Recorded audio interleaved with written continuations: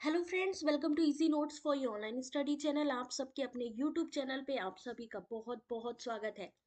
Friends, UGC net का exam जो है बहुत जल्दी कंडक्ट होने वाला है और ऐसे में बहुत ज़रूरी होती है कि जो लेटेस्ट आपका क्वेश्चन पेपर है उसके बारे में जानना, क्योंकि जो लेटेस्ट क्वेश्चन पेपर है यानी जून 2023 का जो पेपर आया था उसमें से बहुत सारे क्वेश्चन आपको दिसंबर वाले एग्जाम में भी देखने को मिलेंगे। तो यहाँ पर जल्दी से स्टार्ट कर लेते हैं आज की इस क्लास को। सब लोग जल्दी से लाइव आ जाओ, क्योंकि ये क्वेश्चन पेपर स्पेशली मैंने इसीलिए इस समय स्पेशल क्लास रखी आप सभी के लिए, जिससे कि कोई भी क्वेश्चन पेपर आप लोगों से मिस ना होने पाए। ठीक है, अदरवाइज कोई जरूरी नहीं है मैं रात को भी क्लास ले लेती, कोई इशू नहीं था। बट वो यूनिट वाइज एमसीक्यू की क्लास अलग होगी। ये पीवाईक्यू की क्लास है जिसमें आप देखेंगे कि किस तरीके के क्वेश्चन एग्जाम में आए हैं। तो चलिए जल्दी से स्टार्ट कर लेते हैं। यहाँ पर 15 जून 2023 का क्वेश्चन पेपर सॉल्व करते चलेंगे साथ साथ। और अगर अब अभी तक आपने चैनल सब्सक्राइब नहीं किया है या वीडियो को लाइक नहीं किया है तो जल्दी से कर लीजिए। पहला क्वेश्चन यहाँ पर डीआई से है, तो डीआई को स्किप करके सबसे पहले मैं थ्योरी से स्टार्ट करती हूँ। ऐसे ही जब आपको टाइम सेविंग करनी हो तो सबसे पहले थ्योरी के क्वेश्चंस उठाइएगा। क्वेश्चन नंबर 6 आपका थ्योरी का आपके सामने। निम्नलिखित में से संप्रेषण की बौद्ध अवधारणा की जो विशेषता है वो इनमें से कौन सी है। 15 जून का शिफ्ट 1 का ये क्वेश्चन पेपर संप्रेषण की बौद्ध अवधारणा यानी यहाँ पे बुद्धिस्ट कॉन्सेप्ट ऑफ कम्युनिकेशन पूछा जा रहा है एग्जाम में बार बार।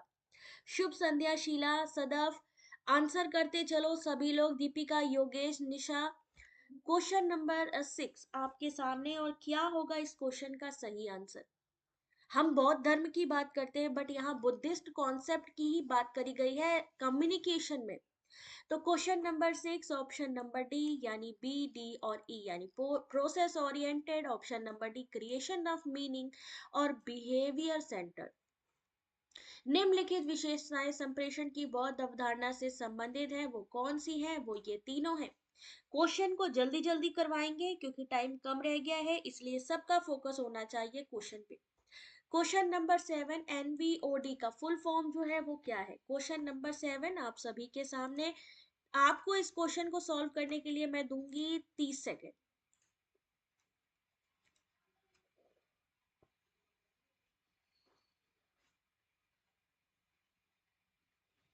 ये क्वेश्चन पेपर कहीं भी अवेलेबल नहीं है। यहाँ पर ना सिर्फ आपको क्वेश्चन पेपर सॉल्यूशन मिलेगा, साथ ही पीडीएफ भी मिलने वाली है। तो जिसको चाहिए जल्दी से आंसर करना शुरू करिए। What is the full form of NBOT? Correct answer is yes, city intimation अभी भी नहीं आया है। मैंने ट्वीट भी किया है मम्मी दला जगदीश कुमार जी को। लेट्स सी कि आज शाम तक आ जाना चाहिए उनका कुछ ना कुछ रिस्पॉन्स। क्वेश्चन नंबर 7 सही आंसर है option number D, nitrogenous biochemical oxygen demand. NBOD का पूर्ण नाम है नाइट्रोजन बायोकेमिकल ऑक्सीजन डिमांड, जो नाइट्रोजन यौगिक के नाइट्रेट में ऑक्सीजन के दौरान खपत होने वाले ऑक्सीजन है, जिसमें नाइट्राइट एक अस्थिर मध्यवर्ती है। क्वेश्चन नंबर 8 यानी आपको अथॉरिटी या वाइस राय दिए गए हैं और उनके दिए गए हैं कमीशन, तो आपको इसके साथ मैच कराना है। क्वेश्चन नंबर 8 इसके लिए मिलेंगे सिर्फ 30 सेकेंड।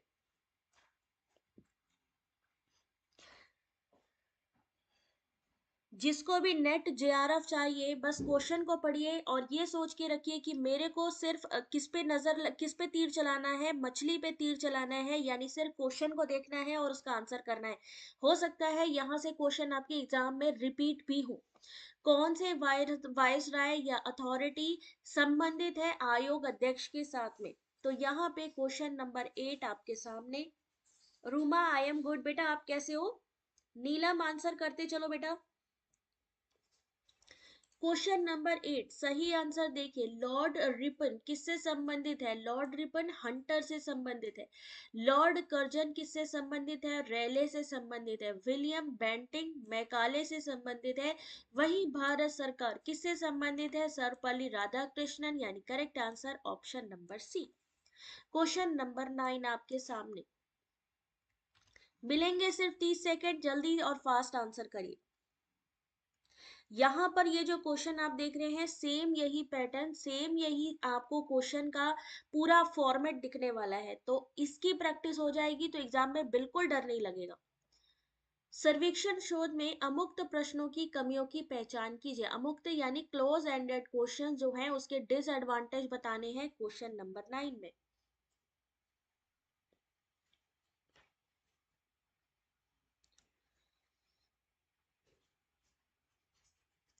सही आंसर है क्वेश्चन नंबर 9, ऑप्शन नंबर 1, यानी A and B only. Close ended में प्रणोदित उत्तर चयन को सर्वांगपूर्ण बनाने में कठिनाई होती है, यानी यहाँ पे क्या होता है, अपने चॉइस का आंसर देने में प्रॉब्लम आती है।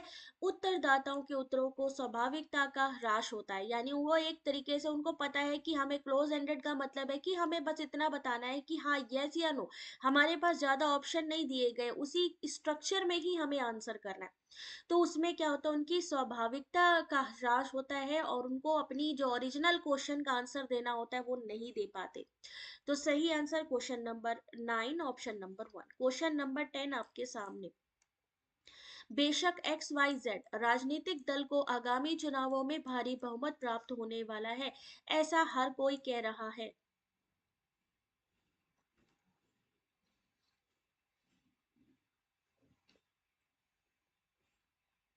क्वेश्चन नंबर 10 आपके सामने। Appeal to emotion, begging the question, slippery slope, appeal to majority.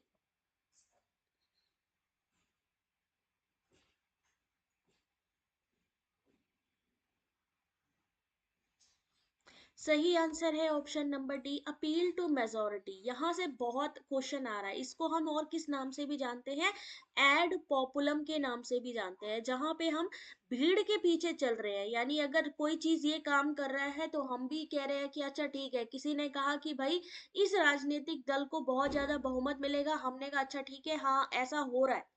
तो क्या होता है यहाँ पे, अपील टू मेजोरिटी, ऐसा तर्क जो किसी सच को बताता है, क्योंकि लोगों का एक समूह या बहुसंख्यक इसे सच मानता है।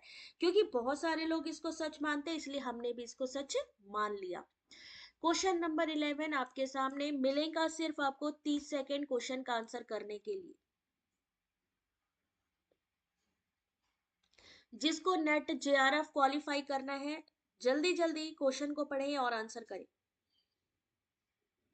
राजा राम मोहन राय निम्नलिखित में से किसकी स्थापना के लिए जिम्मेदार थे?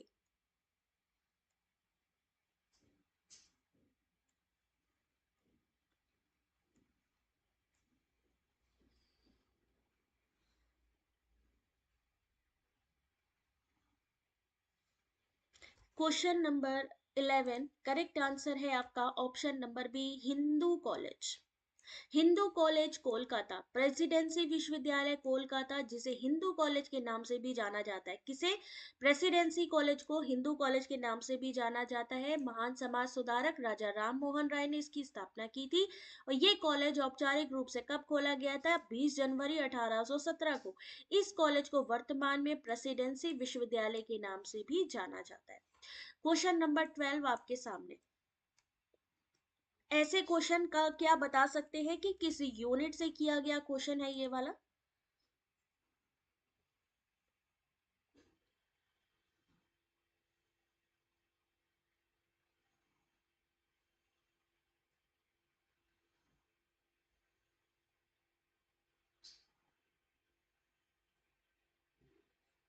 किस यूनिट का क्वेश्चन है ये वाला? कभी कभी ये पढ़ने में भी समझ में नहीं आता है कि कहाँ से लिया गया क्वेश्चन है।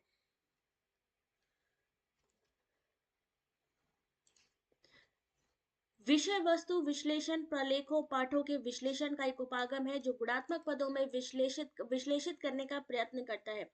विषय वस्तु यानी कंटेंट एनालिसिस एक बहुत पारदर्शी शोध विधि है। सही आंसर है ऑप्शन नंबर डी, पहला कथन गलत है और दूसरा कथन जो है वो सही है। विषय वस्तु विश्लेषण यानी कंटेंट एनालिसिस एक शोध उपकरण है, यानी एक रिसर्च का क्वेश्चन है, जिसका उपयोग ये दिए गए गुणात्मक डेटा के भीतर कुछ शब्दों, विषयों या अवधारणाओं की उपस्थिति निर्धारित करने के लिए किया जाता है। ये पारदर्शी है, ये बात बिल्कुल ठीक है। Question number 30। Laser printer, printer, dot matrix, इनसे क्वेश्चन आ रहा है। और मैं आपको फिर से एक बार बता दूं, ये क्वेश्चन पेपर है आपका 15 जून का लेटेस्ट, और यहां से यकीन मानिए क्वेश्चंस आपके रिपीट होंगे।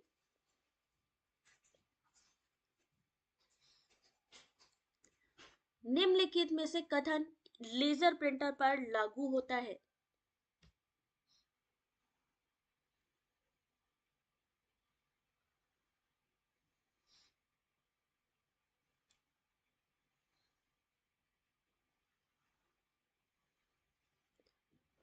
चलिए देखते हैं question number 13, option number 1 A and B only. यह चित्र को कागज पर अंतरित करने के लिए घूर्णनकारी ड्रम का प्रयोग करता है। ऑप्शन नंबर बी, यह पाउडर युक्त टोनर का प्रयोग करता है। लेजर प्रिंटर में जब कोई डॉक्यूमेंट प्रिंटर पर भेजा जाता है तो एक लेजर बीम विद्युत आवेशों का उपयोग करके दस्तावेजों को सिलेनियम लेपित ड्रम पर खींचता है। फिर ड्रम को टोनर में लपेटा जाता है। एक सूखा पाउडर प्रकार की स्याही जो ड्रम पर चार्ज की गई छवि से चिपक जाती है। टोनर को कागज के टुकड़े पर ट्रांसफर किया जाता है। गर्मी और दबाव के साथ कागज से इसे जोड़ा जाता है। आपसे पूछा जा सकता है प्रिंटर कितने प्रकार के होते हैं, उन्हीं में से एक क्वेश्चन आपका लेजर प्रिंटर से भी आता है। Question number 14।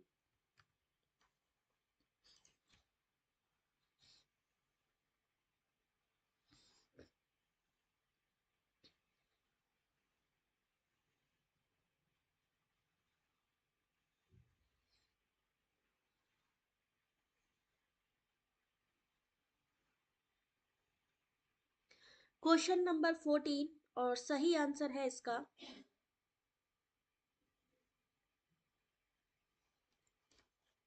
फिल्मों में क्लोजअप को क्या कहा जाता है? कहते नहीं क्लोजअप आ रहा है, खामोश बालिका, लेकिन आंसर करना है, खामोश नहीं रहना है। ओके, चलो।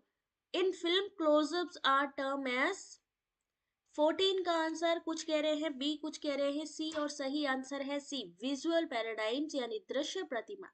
फिल्मों में क्लोजअप्स को दृश्य प्रतिमान कहा जाता है। विजुअल पैराडाइम या दृश्य प्रतिमान एकीकृत मॉडलिंग भाषा मामलों को बनाने प्रबंधित करने के लिए उपयोग किया जाने वाला एक उपकरण है जो बिजनेस प्रक्रिया मॉडलिंग नोटेशन ऑब्जेक्ट प्रबंधन समूह का भी नेतृत्व करता है या समर्थन करता है।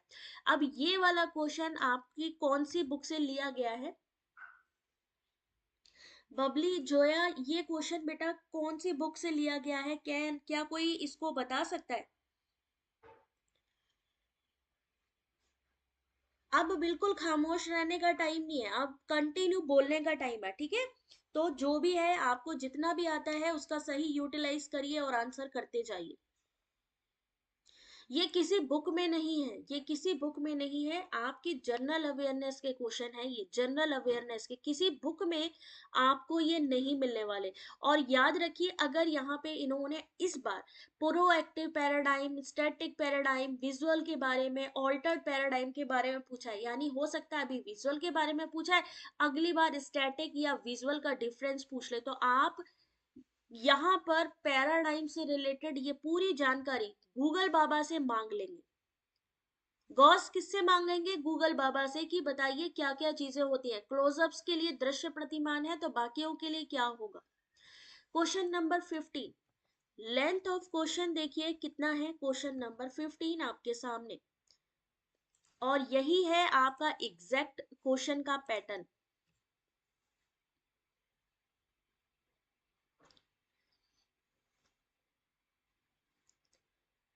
वो वाला जो क्वेश्चन था पैराडाइम वाला, कम्युनिकेशन से था। साहित्य की समीक्षा शोधकर्ता को उसके निष्कर्षों की व्याख्या निर्वचन में सहायता करती है। साहित्य की समीक्षा यानी हम जब लिटरेचर रिव्यू करते हैं तो आपके शोध क्षेत्र में विभिन्न सैद्धांतिक प्राविधिक उपागमों के अधिगम में कोई सहायता नहीं करती है। जो लोग पहली बार एग्जाम देंगे गाइस, प्लीज बहुत ध्यान से क्वेश्चन देखिए, ऐसे ही क्वेश्चन होंगे और आपको यहां से इस क्वेश्चन का आंसर करना है। सही आंसर है ऑप्शन नंबर सी, यानी पहला सही है और दूसरा क्या है वो गलत है। साहित्य की समीक्षा हमारे शोध क्षेत्र में सैद्धांतिक प्राविधिक उपागमों के अधिगम में सहायता करता है, और इन्होंने कहा सहायता नहीं करता है। और पहला तो उसके जो है इंटरप्रिटेशन के लिए, फाइंडिंग्स के लिए जरूरी है, तो दूसरा तो पहला भी सही है, दूसरा भी सही है, लेकिन इन्होंने नहीं लगा दिया। जहां पर भी नहीं लगा हो उसको एक बार ध्यान से पढ़ो, क्योंकि हो सकता है वो सेंटेंस गलत हो। क्वेश्चन नंबर 16 आपके सामने। अभी अपन क्या पढ़ रहे हैं, शिक्षा आयोग हम लोग पढ़ते हैं, बट यहाँ पे प्री इंडिपेंडेंस पूछा गया है। What does it mean?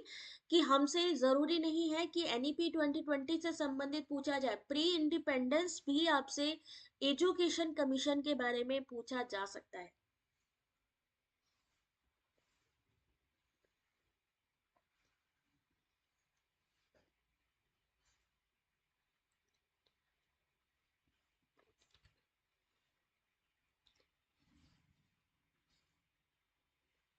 Most welcome सीमा, अच्छा लगा आप सभी को।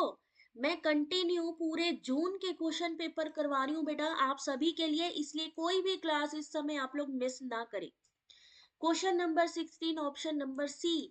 और जो मैं क्वेश्चन करवाऊंगी ना उसका मैंने पीडीएफ भी जून 2023 का जो आर्टिकल है मेरे वेबसाइट पे उस पर मिल जाएगा, तो वहां से डाउनलोड भी कर लिया करो पीडीएफ। शिक्षा आयोग 1882-83 की प्रमुख टिप्पणियों में स्थानीय सरकारों को आम शिक्षा सुविधाओं का विस्तार, प्रत्येक कॉलेज को कर्मचारियों की संख्या, अनुरक्षण व्यय, स्थानीय आवश्यकताओं के आधार पर धनराशि मुहैया कराना, कॉलेजों की बुनियादी सुविधाओं में सुधार करने के लिए विशेष अनुदान उपलब्ध करवाया जाएगा।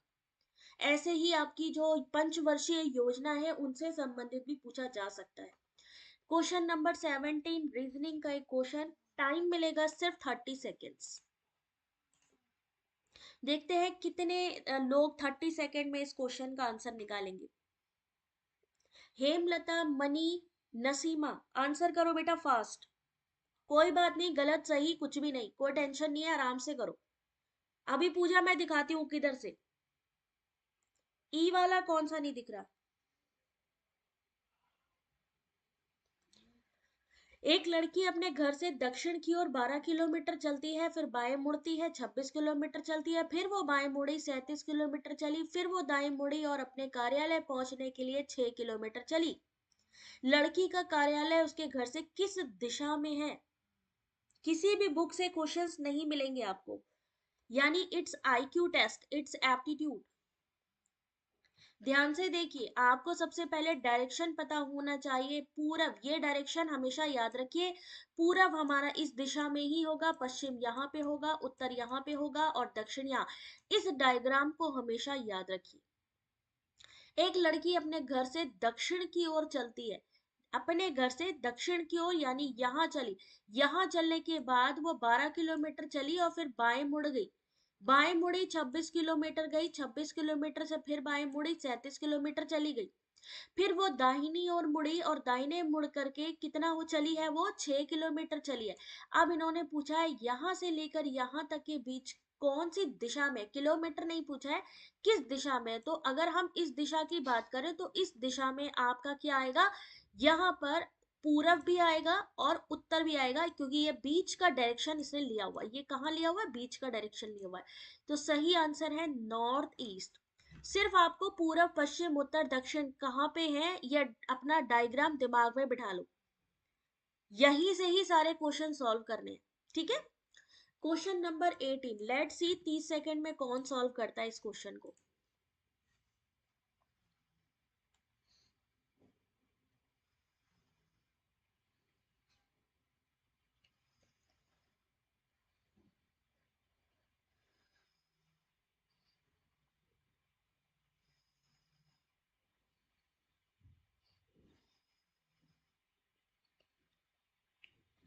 यहाँ पे 20, 62, 189, 571, 1718 के बाद क्या आएगा ये आपको बताना है।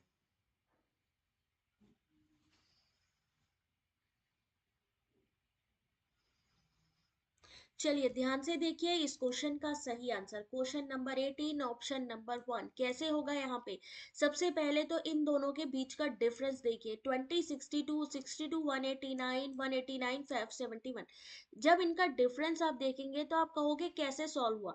तो 20 इंटू टू प्लस टू यानी 42, 62 into two plus three 127, 189 into two +4 382, 571 into 2 +5 1147, same ऐसे ही आगे बढ़ जाएगा 1718 इंटू 2 +6 5160। डिफरेंस कैलकुलेट करना है। Question number 19 classical square for position का एक क्वेश्चन आपके सामने।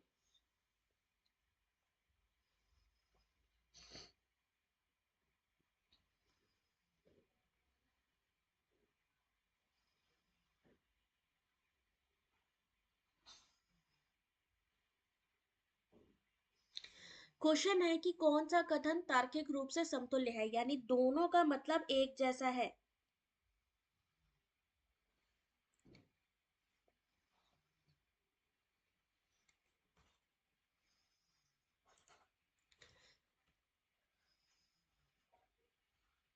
अगर मैं पूछूं यहां पर इन चारों का मूड क्या है तो कोई बता सकता है?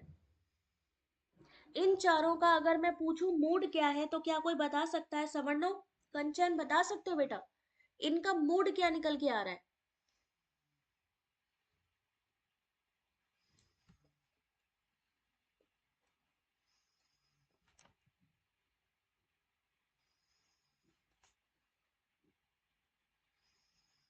थैंक यू सीमा।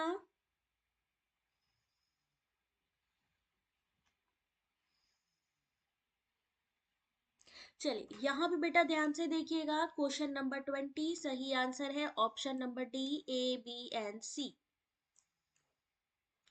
अब इसको हम वेन डायग्राम से भी देख सकते हैं कि सभी संत भौतिकवादी हैं। All saints are materialistic. Saint क्या है? ऑल मटेरियलिस्टिक है। No saints are non materialistic, यानी ऐसा कोई भी संत नहीं है जो गैर भौतिकवाद नहीं है।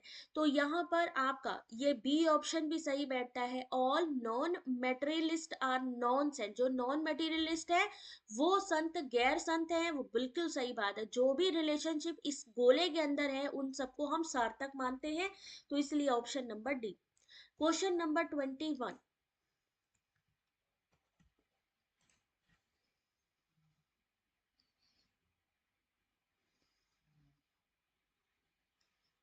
सूट पार्टिकल्स आर, कज्जल सूत के कण।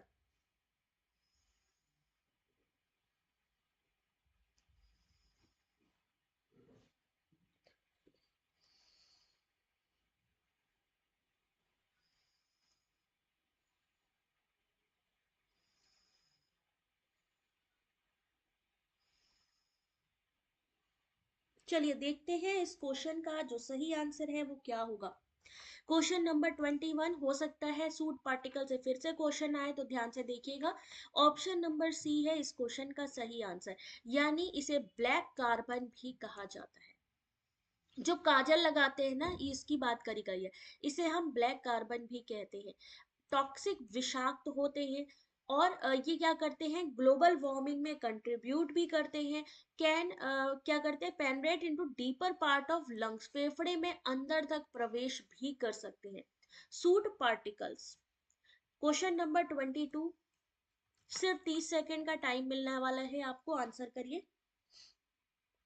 वंदे भारत क्वेश्चन नंबर 22 बेटा, डिजिटल मीडिया के श्रोतागण यानी ऑडियंस निम्नलिखित में से किससे प्रभावित होते हैं?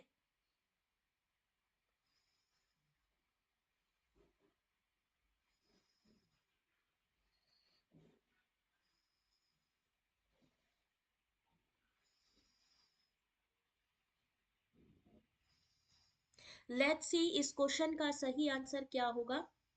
क्वेश्चन नंबर 22 सही answer option number B, fragmentation यानी खंडिता। डिजिटल मीडिया को श्रोतागण खंडिता से प्रभावित होते हैं। खंडिता या विखंडन या फ्रेगमेंटेशन एक व्यापक शब्द है जिसका उपयोग किसी एक मीडिया के लिए या मीडिया उत्पाद के लिए कुछ बड़े दर्शकों वाली आबादी से अधिक संख्या में छोटे दर्शकों वाली आबादी में संक्रमण का वर्णन करने के लिए किया जाता है। Question number 23, Montreal Kyoto protocol, Kigali जो आपका जो है वहां से किगली संशोधन, यहां से कंटिन्यू क्वेश्चन आ रहा है आपका।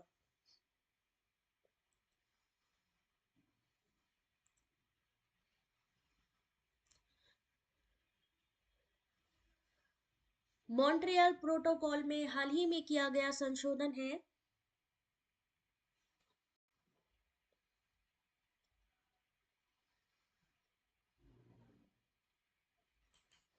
Question number 23 option number 1 Kigali amendment यानी किगली संशोधन मॉन्ट्रियल प्रोटोकॉल के सभी पक्षों का बाध्यकारी सार्वजनिक समझौता है। पूछा जा सकता है व्हाट इज किगली। किगली कब आया था? अक्टूबर 2016 से प्रभावी है। इसमें क्या होता है? एचएफसी के उत्पादन और वितरण में गिरावट का समय निर्धारित किया जाता है। यह बाध्यकारी है या नहीं? यह एक बाध्यकारी सार्वजनिक समझौता है। यानी ना सिर्फ आप क्वेश्चन का आंसर देखिए बट यस, हिंदी में बहुत ही अच्छा एक्सप्लेनेशन है, इसको पढ़ते जाइए। क्वेश्चन नंबर 24 कन्वर्जन है hexadecimal to decimal, decimal to hexadecimal. Question number 24 answer करिए इस क्वेश्चन का। मतलब कल आपने जो क्वेश्चन देखा था binary to decimal, decimal to binary था, बट नाउ ये क्वेश्चन है आपका डेसिमल यानी 10 टू 16 यानी हेक्साडेसिमल। ये मैथमेटिकल आईसीटी का क्वेश्चन है ये।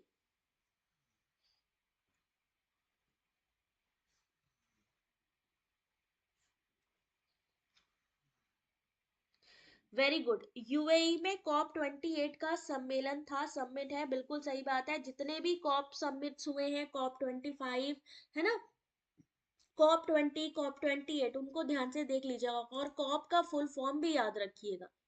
सही आंसर है, दोनों ही सही है। डेसिमल संख्या में बदलने पर, बाइनरी में बदलने पर क्या हो गया? यहाँ पे ये संख्या निकली, इसको डेसिमल हेक्साडेसिमल पे बदला। इसको डायरेक्टली मतलब इसको पढ़ लेना एक बारी, क्योंकि ज्यादा डिटेल आपको तभी समझ में आएगी जब आप इसको पढ़ोगे। ये समझ में नहीं आता, मैंने आपको क्लास एक लिया था बट आई थिंक आप लोगों ने थ्योरी क्लासेस नहीं ली है, जिसकी वजह से थोड़ा इशू है। मैं कोशिश करूंगी एक शॉर्ट वीडियो बनाने की जिसमें मैं आपको ये जो नंबर सिस्टम है समझा दूंगी कि किस तरीके डेसिमल बाइनरी निकालते हैं। हालांकि मैंने बताया है पहले, बट कोई बात नहीं, दोबारा फिर से मैं आपको एक बार एक्सप्लेन कर दूंगी। अभी आप लोग क्वेश्चन पेपर पे ध्यान दीजिए क्योंकि और क्वेश्चंस हैं जिन्हें सॉल्व करना जरूरी है।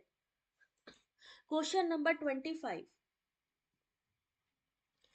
कौन से कथन इस प्रकार संबंधित है कि वो दोनों गलत नहीं हो सकते, हालांकि वो दोनों सही हो सकते हैं। आपको क्लासिकल स्क्वायर प्रोपोजिशन की भी क्लास ली गई है और वहां पर भी आपको AEIO है ना, ये यूनिवर्सल पॉजिटिव, ये पर्टिकुलर पॉजिटिव, ये पर्टिकुलर निगेटिव, ये यूनिवर्सल निगेटिव। जो यूनिवर्सल निगेटिव और यूनिवर्सल पॉजिटिव निगेटिव का संबंध है, ये कैसा होता है? कॉन्ट्रेरी यानी कि विरोधी होता है। यानी इन दोनों में कोई एक ही सही होगा, या तो ये सही होगा या ये सही होगा, दोनों एक साथ सही नहीं हो सकते। बट इन्होंने क्या कहा कि वो दोनों एक साथ, हालांकि ये दोनों एक साथ गलत हो सकते हैं, लेकिन इन्होंने कहा वो कौन से हैं जो दोनों एक साथ गलत नहीं हो सकते। तो आपका ये और ये एक साथ गलत नहीं हो सकता, हालांकि दोनों एक टाइम पर सही हो सकते हैं। तो वो संबंध किसका है? पर्टिकुलर पॉजिटिव पर्टिकुलर नेगेटिव के बीच में। तो वो संबंध क्या कहलाता है? सब कॉन्ट्रेरी। अब आपको सिर्फ सब कॉन्ट्रेरी का जो क्वांटिफायर है उसको ढूंढना है। तो क्वेश्चन नंबर 25 पी पॉजिटिव की बात करें तो हमारा क्या होगा? कुछ लगेगा। सम सेंट आर मटेरियलिस्टिक, सम लगा है तो पर्टिकुलर पॉजिटिव, ओ है तो सम के साथ नॉट लग जाएगा। जस्ट लाइक डी, सम के साथ नॉट लगा है, फ्यू के साथ नॉट लगा है, तो वो क्या हो जाएगा? Particular negative. यानी सही आंसर यहाँ पे ऑप्शन नंबर बी होना चाहिए, जैसा कि आपके सामने है। और इनका संबंध सब कॉन्ट्रेरी मीन्स कि उप विपरीत है, जैसा कि मैंने आपको बताया। सार्वभौमिक संबंधों में यानी यूनिवर्सल संबंधों में ही आपका कॉन्ट्रेरी संबंध होता है, याद रखिए, universal positive universal negative. Question number 26 scaffolding से एक क्वेश्चन आपके सामने, व्हाट इज स्कैफ फोल्डिंग?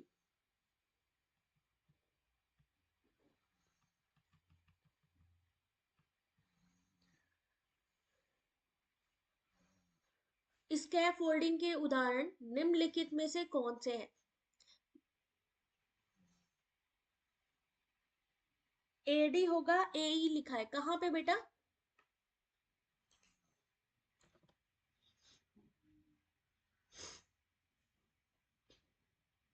कहाँ पे ए लिखा है कंचन? क्वेश्चन नंबर 26 सही आंसर है ऑप्शन नंबर बी, AND।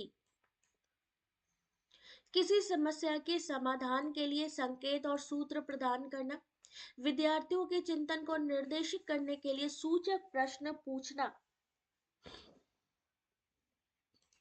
यहाँ पर ध्यान से देखिए, स्कैफोल्डिंग। स्कैफोल्डिंग क्या होती है? छात्रों को सीखने, समस्या समाधान के किया जाने वाला समर्थन। यह समर्थन संकेतों के रूप में याद दिलाने वाले उपाय, शाबाशी या कुछ ऐसा जिससे कि बच्चों को अपने आप से सीखने का मौका मिले, जिसमें कि आप हो सकता है उनसे ऐसे कुछ क्वेश्चन पूछे जो इंस्ट्रक्शनल हो, या ऐसे हो जो कुछ दिखा के आप उनसे क्वेश्चन पूछे जिससे कि उनको याद रहे। तो ये है क्वेश्चन नंबर 26, सही आंसर है option number B. Question number 27, सिर्फ मिलेंगे 30 सेकेंड क्वेश्चन को सॉल्व करने की। स्वयं प्रभा में चैनल नंबर 8 में भौतिक विज्ञान, गणित, भौतिकी, रसायन संबंधित विषय का नाम क्या है? क्वेश्चन नंबर 25, एक मिनट रुको जरा सा, देखो बेटा, ऑप्शन नंबर बी हुआ था यहाँ पे, ऑप्शन नंबर ए और ऑप्शन नंबर डी, यानी यहाँ सही आंसर था ऑप्शन नंबर ए और डी। बिल्कुल होगी निशा, रात को भी क्लास होगी, बट वो मैं आपको डिसाइड करके बताऊंगी कितने बजे होनी है, 8:30 बजे या 9 बजे या 9:30 बजे। तो टेलीग्राम पे जरूर आप लोग बने रहिएगा, ठीक है। चलिए अगला क्वेश्चन देखिए यहाँ पे, सही आंसर है ऑप्शन नंबर सी, आर्यभट्ट। स्वयं प्रभा में इसी तरीके के चैनल, यहाँ 80 चैनल लिखे हैं बट नहीं, पहले 80 हो गए थे, वापस से 40 हो गए हैं। G-SAT 15 सैटेलाइट का इस्तेमाल करते हैं, 24/7 के आधार पर उच्च गुणवत्ता वाले एजुकेशनल कार्यक्रम ब्रॉडकास्ट किए जाते हैं। जो चैनल नंबर 8 है जो आपका साइंस से संबंधित है, उसका क्या नाम है? आर्यभट्ट नाम है, ठीक है। क्वेश्चन नंबर 28, अब यहां पर देखिए, सभी चीजें दृश्य हैं क्योंकि वो गे हैं। क्लासिकी भारतीय तर्क मत के अनुसार उक्त कथन में कौन सा तर्क दोष होगा?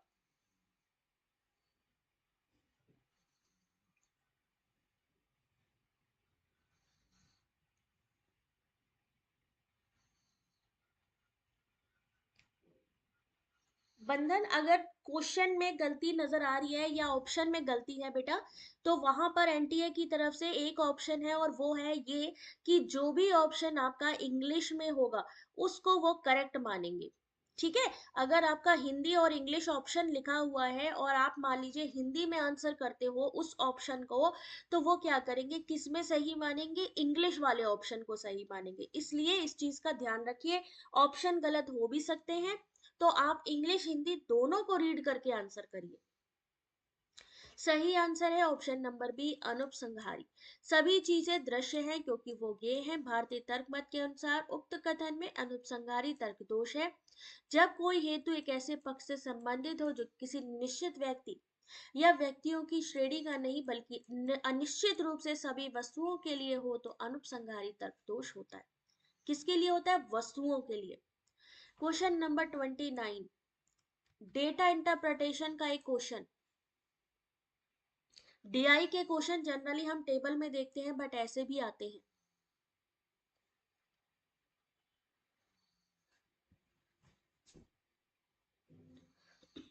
डेटा में माध्यिका मान को प्रदर्शित करने में कौन सा आरेख उपयोगी होता है?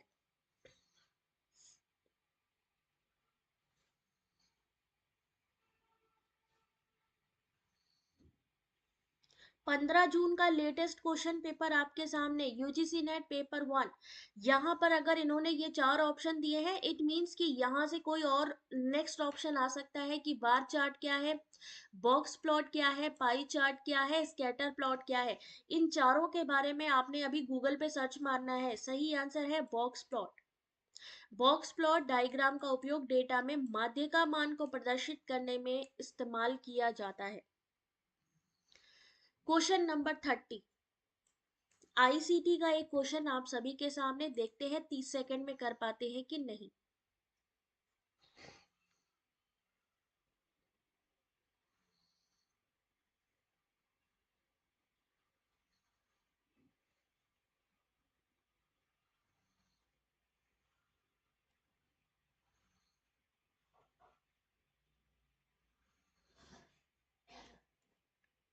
किसी कंप्यूटर मेमोरी का एक घटक रैंडम एक्सेस मेमोरी है। रैम के अभिलक्षणों के संदर्भ में कौन सा कथन सही है? रैम के बारे में यहाँ पर कौन सी चीजें सही है वो आपको बतानी है। Question number 30 option number B यानी ए बी एंड सी। पिछली बार जो आपका फरवरी मार्च में एग्जाम हुआ था, रैम इंस्टॉलेशन पूछा था कि रैम का अगर हमें इंस्टॉलेशन करना है तो उसके स्टेप क्या होंगे। तो इसी तरीके के क्वेश्चन आते हैं। मान लीजिए यूएसबी को कैसे हमने क्या करना है, पेन ड्राइव लगानी है तो उसके लिए क्या स्टेप होंगे, है ना। तो थोड़ा इस तरीके की चीजों को पढ़िए। रैम कंप्यूटिंग डिवाइस का हार्डवेयर जहां ऑपरेटिंग सिस्टम, एप्लीकेशन, प्रोग्राम, वर्तमान उपयोग में आने वाले डेटा को रखा जाता है ताकि उन तक डिवाइस के प्रोसेसर द्वारा जल्दी पहुंचा जा सके। रैम से पढ़ा और लिखा भी जा सकता है। यह क्या है? अस्थाई मेमोरी है। रैम में भंडारण अस्थाई होता है। कैसा होता है? अस्थाई, वोलाटाइल। ये एक वोलाटाइल मेमोरी है। तो question number next, question number 31।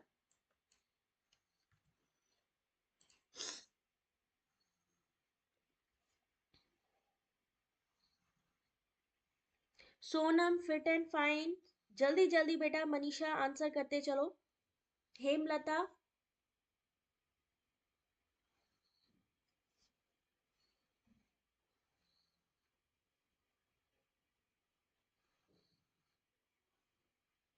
Question है कि मूल्यांकन प्रणाली के नवाचारी उपागम का उदाहरण निम्नलिखित में से कौन सा है? Which of the following is an example of innovative approach to evaluation system? सही आंसर है question number 31 option number B, peer evaluation यानी समकक्ष मूल्यांकन। पीयर एवेल्युएशन से कंटिन्यू पूछा जाता है और ये नया इनोवेटिव अप्रोच है इवैल्यूएशन सिस्टम का। इसमें क्या है? एक प्रभावी सहयोगात्मक शिक्षण रीति है, यानी कि यहाँ पे कोलैबोरेटिव काम होता है। छात्रों को समूह कार्य में सहकर्मियों द्वारा किए गए योगदान पर विचार करने के लिए इस पे कहा जाता है, और उसी पर ही जब आपस में छात्र एक दूसरे को समझ लेते हैं तो वहीं पर ही उनसे चीजें पता करी जाती हैं कि हाँ भाई किसमें क्या चीज हुई है और कैसे किसको हेल्प किया जा सके। क्वेश्चन नंबर 32, रीजनिंग का एक कोडिंग डिकोडिंग का क्वेश्चन, देखते हैं कितने लोग सही करते हैं। कानपुर को अगर लिखा है JZMOTQ, मुंबई को कैसे लिखा जाएगा?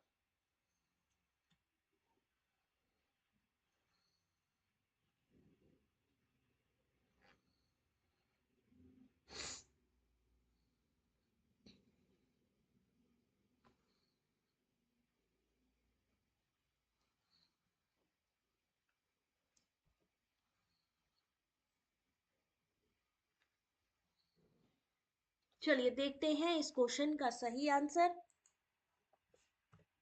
क्वेश्चन नंबर 32 सही आंसर ऑप्शन नंबर 1। कानपुर को यानी मन, जो -1 है अल्फाबेटिकली -1 होता जा रहा है, यानी एक अल्फाबेट हम पीछे लेते जा रहे हैं, ठीक है ना। तो इसलिए यहाँ पर जो सही आंसर होगा ऑप्शन नंबर 1 होगा, LTLAZH। मुंबई में एक एक अल्फाबेट पीछे लेते जाइए, पूरा सीरीज बन जाएगा। क्वेश्चन नंबर 33,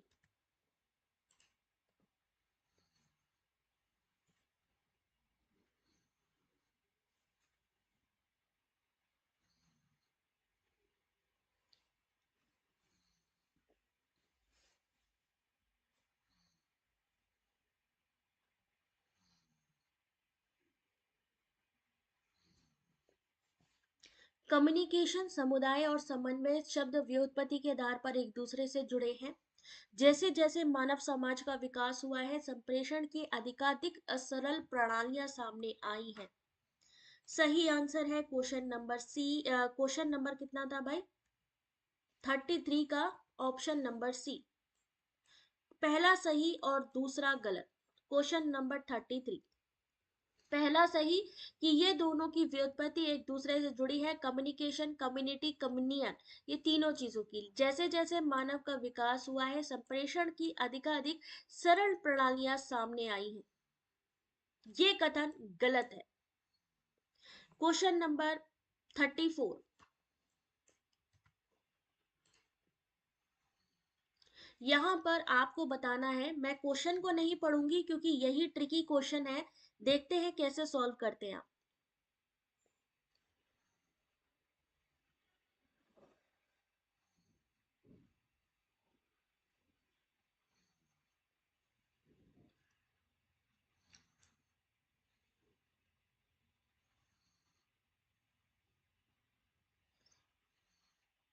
किस परिवर्णी शब्द और उसके विस्तार का युग्म गलत रूप से सुमेलित है? यानी यहाँ पर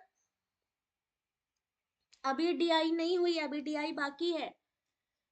यहाँ पे कौन सा एब्रीवेशन गलत है? सही आंसर है option number B, GSM. GSM global system for management, गलत रूप से जो सुमेलित है वो कौन सा है? GPS global positioning system. Subscriber identity module, world wide interoperable क्या है? World wide interoperability for microwave access. GSM का फुल फॉर्म क्या होता है? जीएसएम का तो इन्होंने सेम लिख दिया मुझे लगता है, global system for management. GSM का जरा फुल फॉर्म बताना कि ये गलत कैसे है।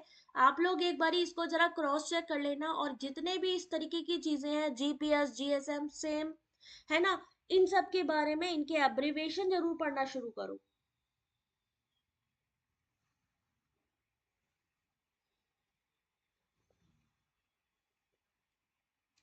सही answer, sorry, question number 35 answer करिए जरा इस क्वेश्चन का।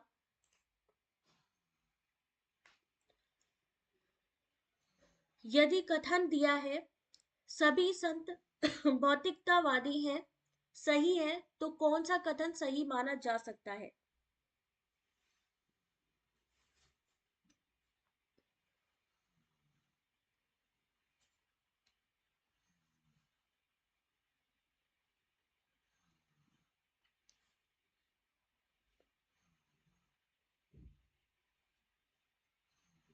गुड इवनिंग गौरव।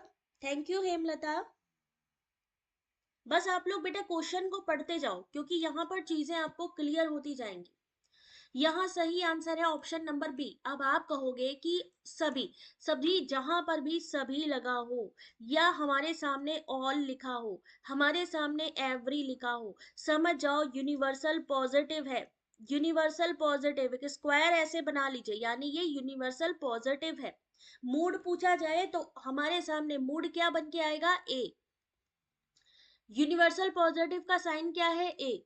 इन्होंने कहा अगर हमारा ए सही है तो हमारा दूसरा क्या सही हो सकता है? अब हमने क्या कहा था कि यहाँ पर जो यूनिवर्सल निगेटिव के साथ जो संबंध होता है वो ऐसा होता है कि या तो ये सही होगा या तो ये सही होगा, दोनों एक साथ सही नहीं हो सकते। तो अगर ये सही है तो डेफिनेटली ये गलत होगा। और क्या होता है कि जो प्लस और प्लस होते हैं ना, इनके सही होने के चांसेस होते हैं। इस वजह से जो पर्टिकुलर पॉजिटिव है, जिसे हम अगर हम मूड में कहें तो क्वांटिफायर ई में डिनोट करते हैं। तो अगर ए सही है तो ई सही है। ई को कैसे पहचानेंगे? जहां लिखा हो सम लेकिन नॉट ना लगा हो। अगर नॉट लग गया तो वो क्या हो जाएगा? ओ हो जाएगा, यानी पर्टिकुलर निगेटिव। सम लगा हो, फ्यू लिखा हो, वहां पे हम क्या कर देंगे? Particular positive. यानी नो अगर लग गया वो निगेटिव सेंस में गया। सेम ऐसे ही जो यूनिवर्सल निगेटिव है, जहां लिखा हो नो, नन, वहां पे क्या हो जाएगा? Universal negative. सेम ऐसे ही जब हम पर्टिकुलर निगेटिव की बात करेंगे तो सम के साथ जब नॉट भी हो सेंटेंस में, या फ्यू के साथ नॉट भी हो, तो यहाँ पे माइनस माइनस सही हो सकते हैं। यानी अगर हमारा हमारा ए ई, सॉरी ये आई होगा, इसको आई करिएगा, ये थोड़ा गलत कर दिया मैंने। ए ई आई ओ का संबंध, अगर ई सही है तो ओ सही हो सकता है, अगर ए सही है तो ई सही हो सकता है, आई सही हो सकता है। ठीक है। जीएसएम का फुल फॉर्म है global system for mobile communication, इसीलिए वहां पे वो गलती थी, है ना, इसीलिए वहां पर वो गलती थी। तो यहाँ पर आप देख लो इस चीज को, क्वेश्चन को समझ लो, क्वेश्चन को करना कैसे है ये समझना है। क्वेश्चन नंबर 36,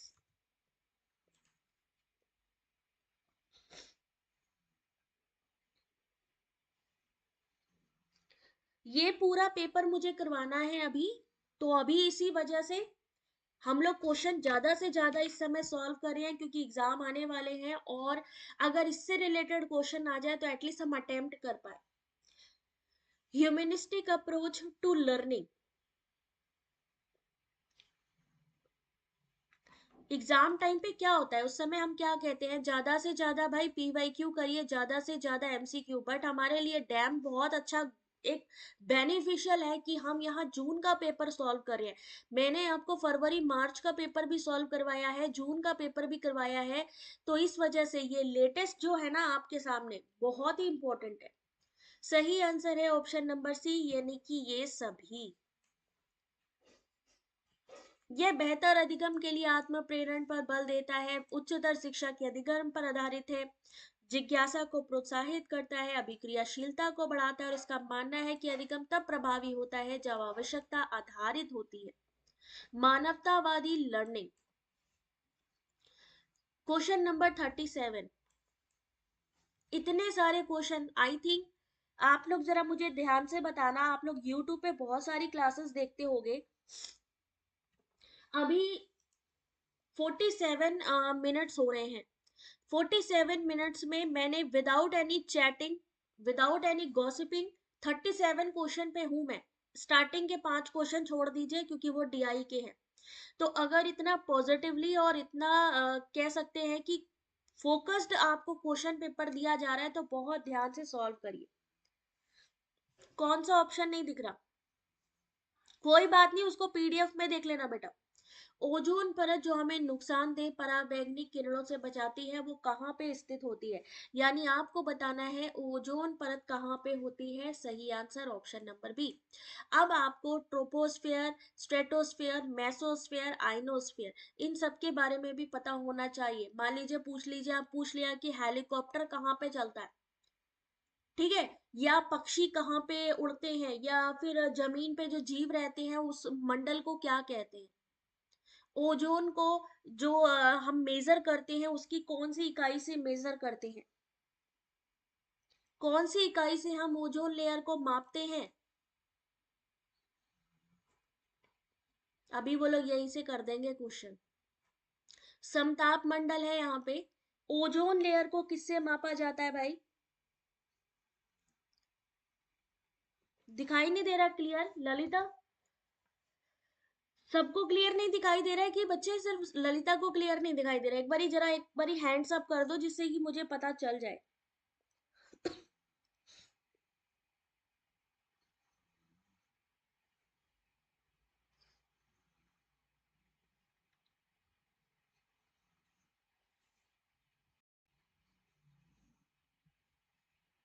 ओजोन लेयर को डॉबसन, वेरी गुड सवर्णो बेटा, बहुत बढ़िया।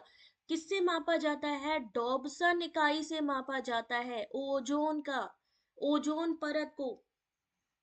38 क्वेश्चन नंबर, तो ये वाला अगर क्वेश्चन आ जाए तब हम क्या करेंगे? चलिए बाकी चीजें हमने कर ली, अब ये एक्सेल का फॉर्मूला आ गया, अब क्या करेंगे?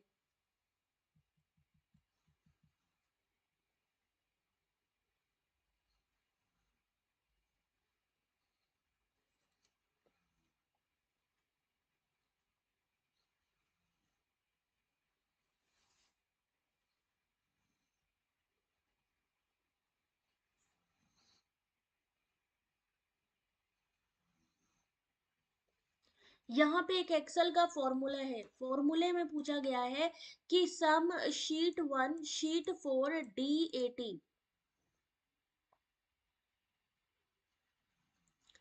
क्या करता है? ये शीट 1, शीट 2, शीट 3, शीट 4, यानी 4 शीट तक, शीट 1 से शीट 4 तक सभी D18 सेल्स को जोड़ता है। क्वेश्चन नंबर 38, सही आंसर हम क्या करेंगे? ऑप्शन नंबर 1 को करेंगे। ऑप्शन नंबर 1 इस क्वेश्चन का सही आंसर। एक्सेल का फॉर्मूला दिख नहीं रहा है? अभी भी नहीं दिख रहा है? ऐसे कैसे? एक बारी वीडियो की क्वालिटी बेटा एनहेंस कर लो, देखो जरा किस पे प्रॉपर आ रहा है। वीडियो की क्वालिटी चेक करो।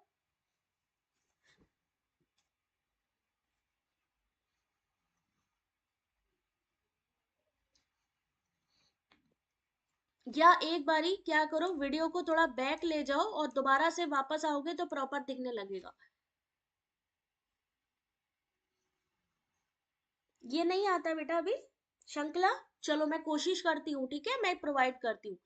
क्वेश्चन नंबर 39, यदि 30 वस्तुओं का विक्रय मूल्य 25 वस्तुओं के क्रय मूल्य के बराबर है तो लाभ या हानि का प्रतिशत बताइए।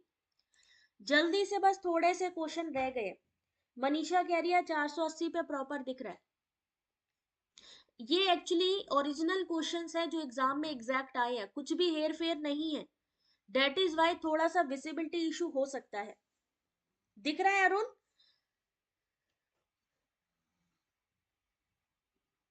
शैला को भी दिख रहा है, यानी हो सकता है किसी किसी में नेटवर्क इशू भी हो। कोई बात नहीं, अभी पीडीएफ होगा, अब मैं आपको अभी लिंक शेयर करती हूँ, वहां से कलेक्ट कर लेना। सही आंसर है ऑप्शन नंबर बी। क्रय मूल्य हमें पता नहीं है तो हम क्या करेंगे, हमें मालूम नहीं है। यदि 30 वस्तुओं का विक्रय मूल्य 25 के बराबर है क्रय मूल्य के, हमें क्रय मूल्य नहीं माना पता है तो हम 1 रुपए मान लेंगे। 25 वस्तुओं का क्रय मूल्य 25, 30 वस्तुओं का 30, 30 वस्तुओं का विक्रय मूल्य इन्होंने कहा है 25 के बराबर है। तो कितने का घाटा हो रहा है? 5 का घाटा हो रहा है, तो 5 की हानि निकाल लेनी है। किससे निकालनी है? 30 से, क्योंकि 30 वस्तुओं की बात करी गई। इंटू 100 कर देंगे, सही आंसर निकलेगा 16/2/3%। ठीक है। क्वेश्चन नंबर 40,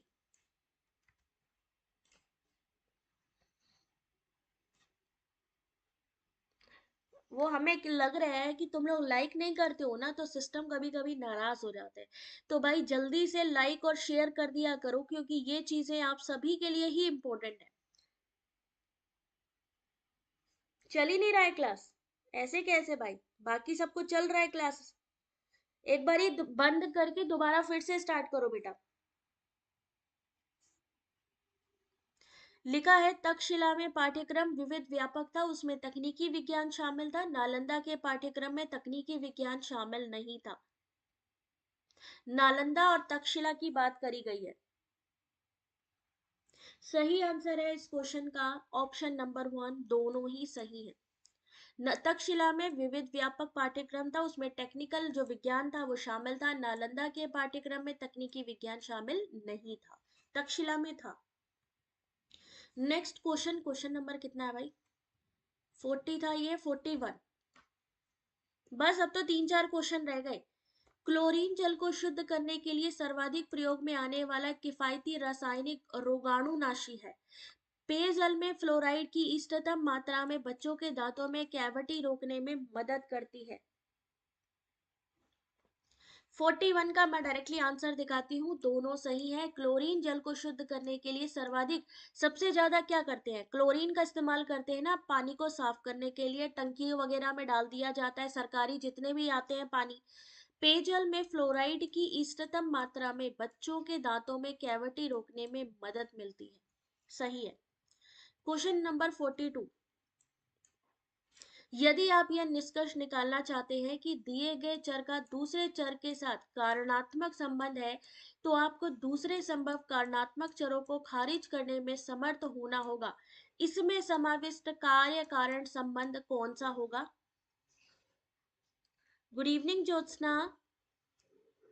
आज रात को भी क्लास होगी, तो I request to all of you, Telegram सब लोग जरूर ज्वाइन कर लीजिएगा, लिंक आपको इसी वीडियो के डिस्क्रिप्शन पे मिलने वाली है। फिर भी ना मिल पाए तो आप मुझे कमेंट कर सकते हो।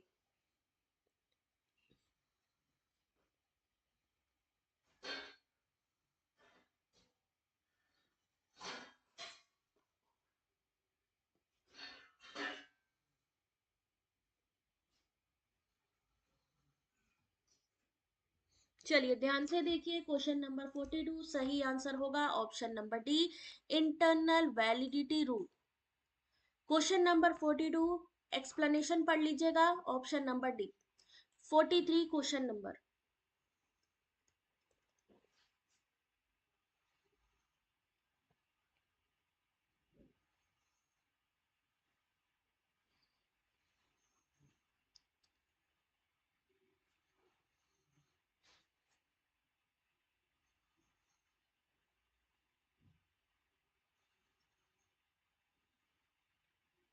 ध्यान से देखिए, इस क्वेश्चन का भी सही आंसर संकेत विज्ञान और जनसंचार की बात करी गई है यहाँ पे।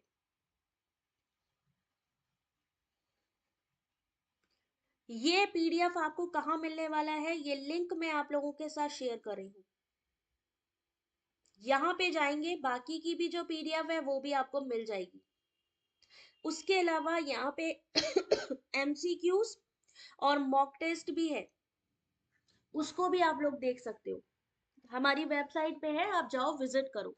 सही आंसर ऑप्शन नंबर 1, दोनों ही सही है। जन संचार प्रक्रिया का अध्ययन संदेशों के वृहद दृष्टिकोण द्वारा अभिलक्षित होता है और संकेत विज्ञान संदेशों के विसंरचन का सूक्ष्म दृष्टिकोण इसमें तलाशती है। तो सही आंसर आपका यहाँ पे हो गया ऑप्शन नंबर 1। Question number 44। इस समय बेटा कंचन क्या है, एग्जाम आ रहा है और जैसे ही मुझे टाइम मिल रहा है मैं क्वेश्चंस करवा रही हूँ। So I request to all of you, please Telegram सब लोग ज्वाइन कर लीजिए, क्योंकि जैसे ही मेरी क्लास होती है उस समय आपको वहाँ पे इंफॉर्मेशन दी जाती है। साथ ही हमारा व्हाट्सअप चैनल है, उसको भी आप लोग ज्वाइन कर लो, जिससे कि अपडेट्स आपको मिलती रहे कि अच्छा क्लास स्टार्ट हो गई, ज्वाइन कर सकते हो। उसके साथ ही क्विज चल रहे हैं पेपर 1 पेपर 2 टेलीग्राम पे, तो इसलिए टेलीग्राम ज्वाइन करना बिल्कुल मत भूलना। अभी मैं दिखाती हूँ किधर से डाउनलोड करना है। 44 का सही आंसर क्या होगा भाई, ऑप्शन नंबर 1, यानी सही व्याख्या और सही एक्सप्लेनेशन है। 42वें संविधान संशोधन 76 में शिक्षा को संघ सूची से निकालकर समवर्ती सूची का विषय बनाया। लास्ट क्वेश्चन है 45। कौन सा आईसीटी साधन मनचित्रण से संबंध है? अरे यार डीआई भी तो बाकी है अभी। Question number 45।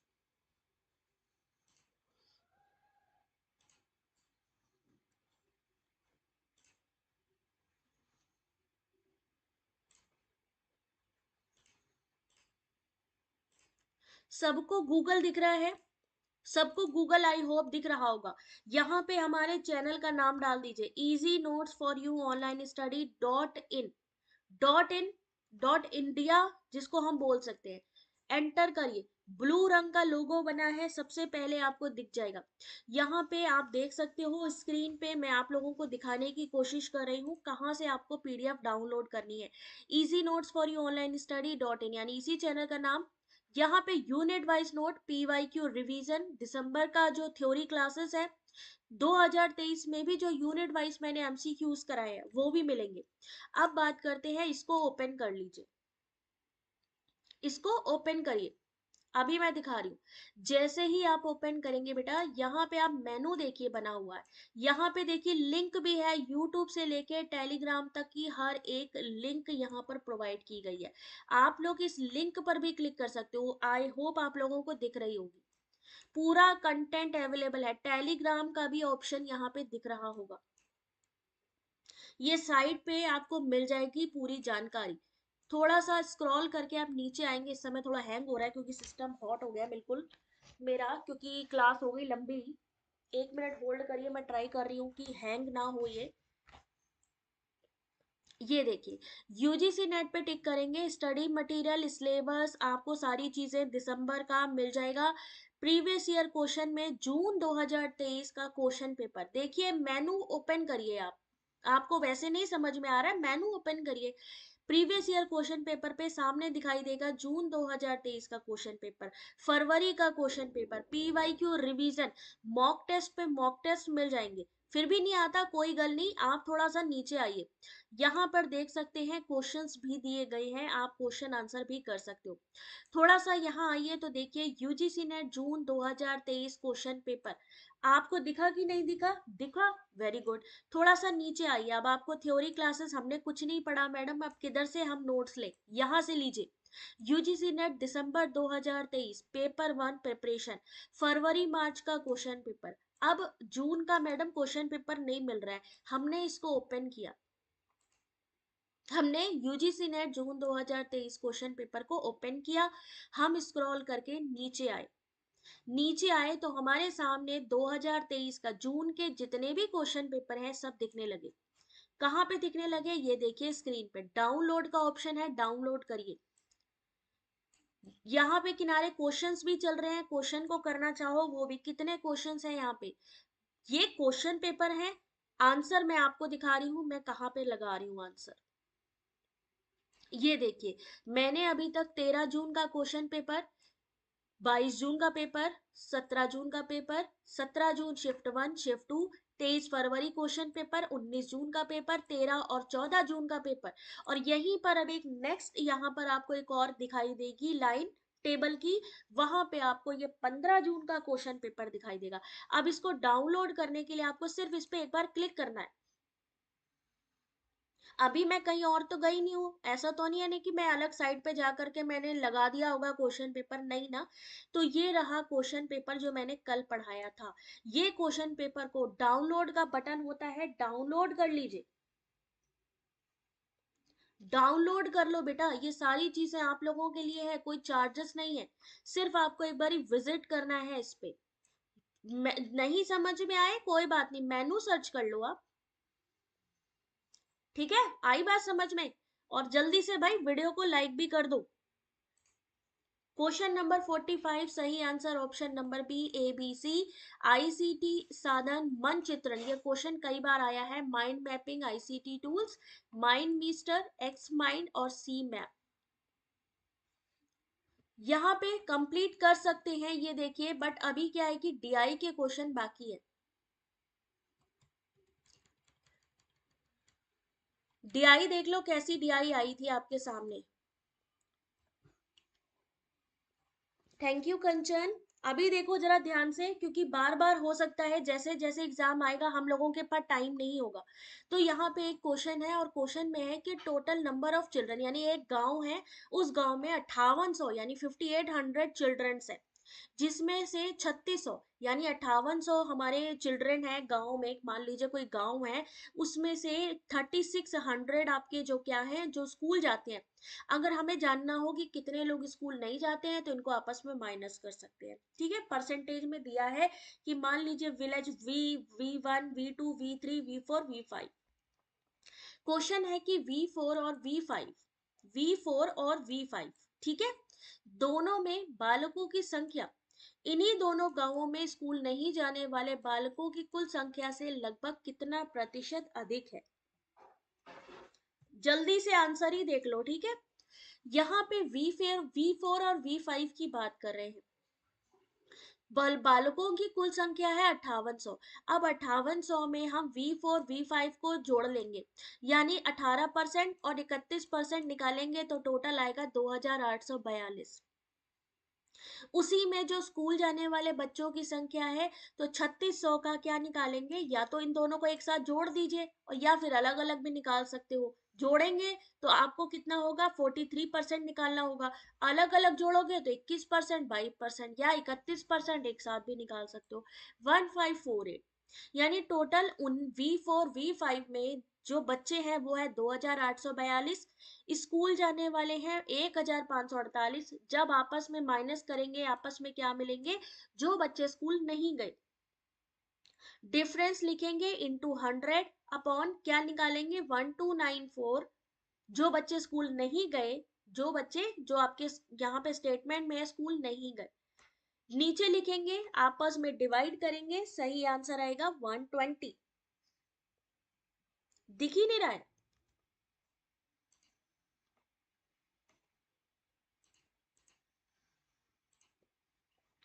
अभी देखो जरा, आप ऐसा करना, कोई टेंशन नहीं है, ठीक है। आप ऐसा करना, इसको जो है मैं आप लोगों को प्रोवाइड कर देती हूँ ये पीडीएफ अभी थोड़ी देर में।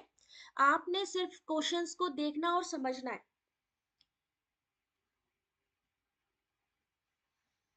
मैंने क्वेश्चन पे ही फोकस कर रखा है, सही बात है। अभी देखो दिख रहा है कि नहीं दिख रहा है?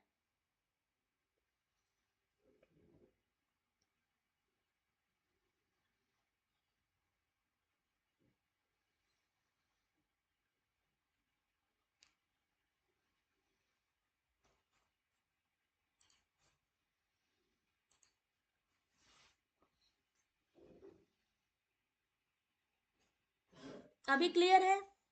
अभी देखो ध्यान से, देखो बहुत ध्यान से देखो बच्चों, V4 V5 की बात करिए, हमें सिर्फ V4 V5 पे काम करना है, सिर्फ इसी का डेटा लेना है। अब या तो हम अलग अलग, जैसे यहाँ पे 18 और 31 अलग अलग मल्टीप्लाई करें, या फिर हम इन दोनों को जोड़ दें, क्योंकि निकालना हमें 5800 है। 5800 का इनका परसेंटेज निकाल लीजिए, 3600 का इन दोनों का परसेंटेज निकाल लीजिए, इनको जोड़ दीजिए, इनको जोड़ दीजिए, आपस में माइनस करेंगे तो मिल जाएंगे वो बच्चे जो स्कूल नहीं जाते हैं, जो कि है 1294। आपस में जब आप माइनस करेंगे तो क्या होएगा, डिफरेंस मिल जाएगा, इनटू 100 किससे निकालेंगे, स्कूल ना जाने वाले बच्चों से, डिवाइड करेंगे 120।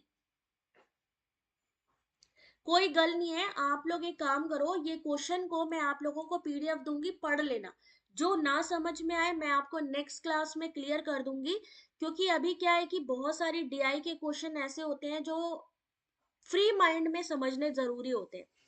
ठीक है, फ्री माइंड थोड़ा रखो, उसके बाद मैं आप लोगों को डीआई की एक अलग क्लास में ये चीजें समझा दूंगी। अभी ज्यादा स्ट्रेस मत लीजिए, 1 घंटा हो गया है, 1 घंटे में ऑल ओवर पूरा हमारा क्वेश्चन पेपर भी कंप्लीट हो गया है।